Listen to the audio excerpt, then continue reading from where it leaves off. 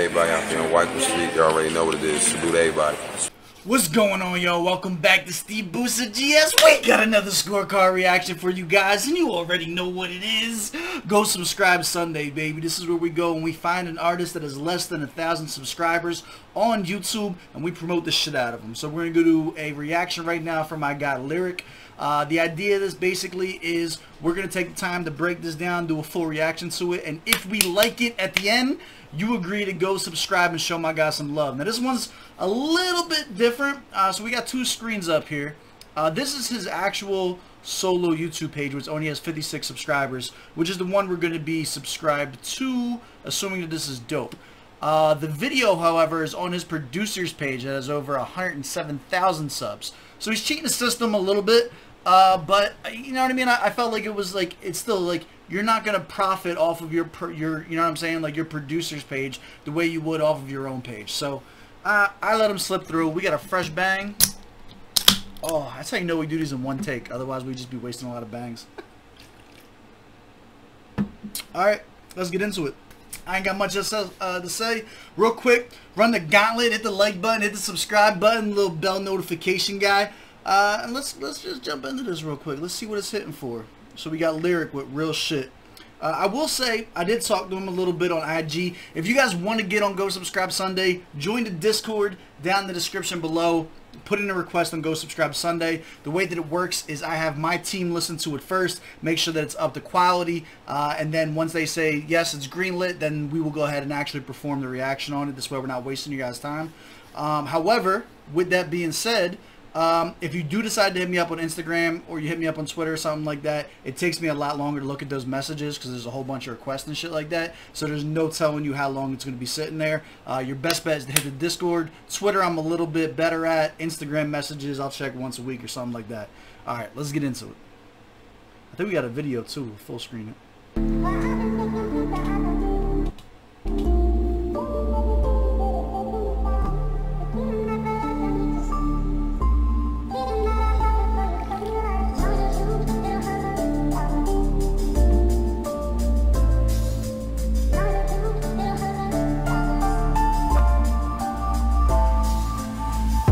Sometimes you have to take your horrible experiences and use it for inspiration.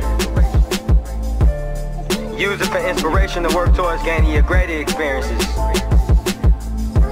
Life is all about appreciation.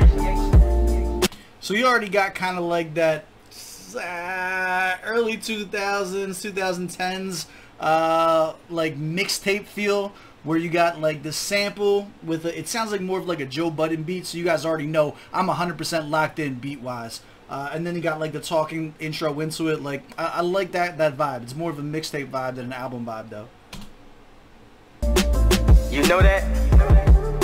Appreciate where you came from, real shit though.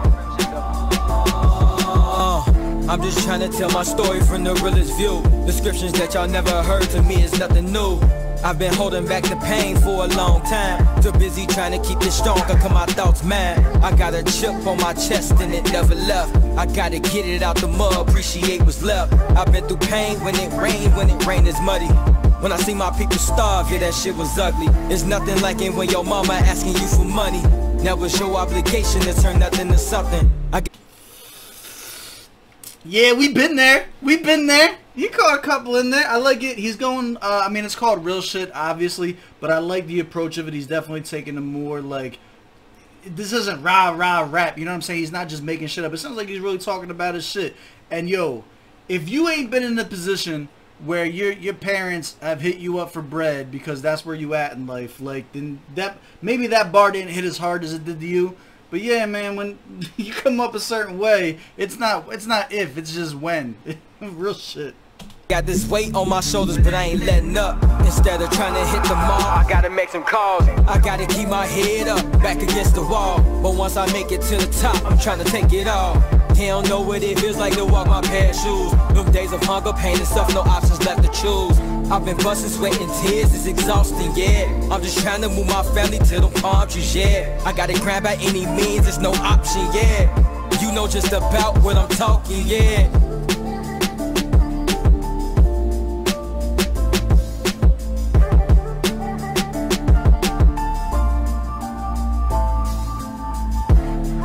got memories back with our house in Gage Park, Southside Chicago.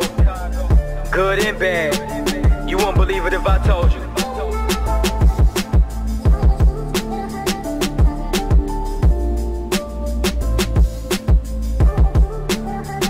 Check it out. What's up? I remember all them years up on Fairfield. So before we even keep going, like, to do like another nod to like the mixtape era that he's doing too, the option to not go for a hook and to have the overlay and have the audio overlay there instead is also like, this is like real DJ Clue-ish. Like, this is the shit we grew up on. I like it. I love the beat so far. He sounds good on the beat. Lyrically, it's average, you know what I'm saying? He's very middle of the park. He hasn't said nothing corny yet. He had a fucking couple good lines that were in there.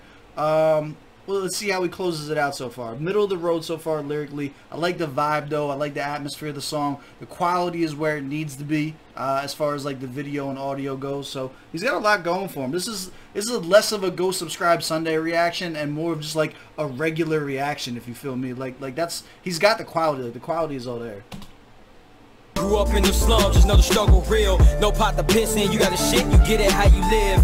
You ain't tryna live like that, so something gotta give. About them times with no heat, you gotta boil that water.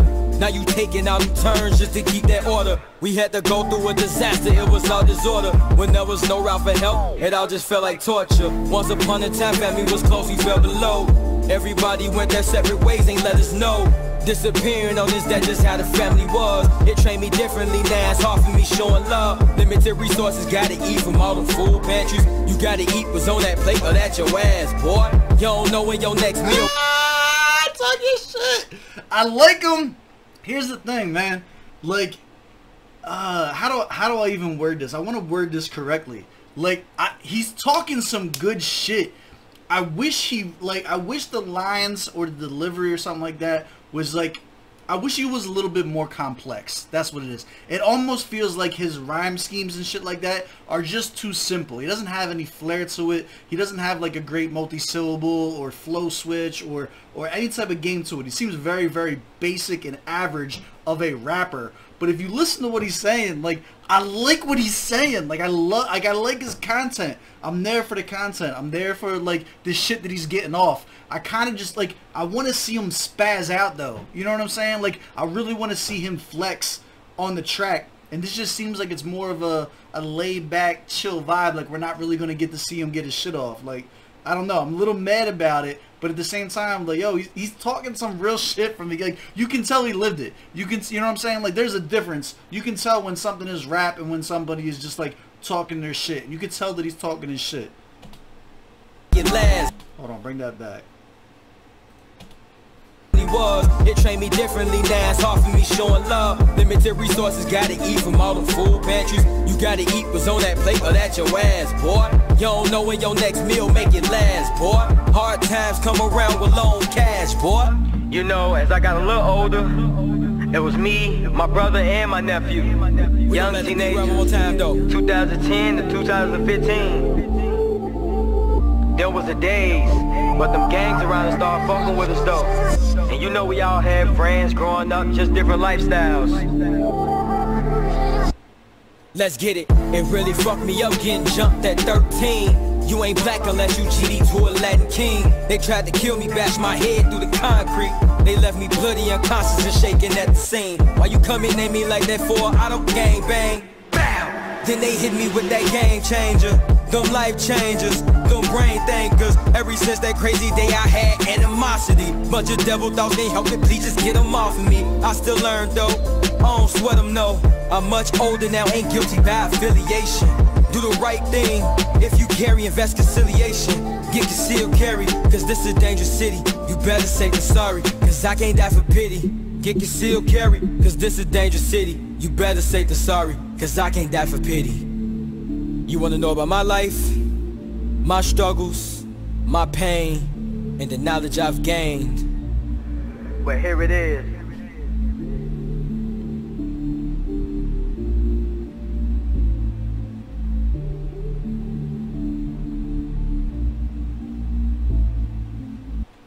So let's break down how we feel about this, because he did a lot of things really well.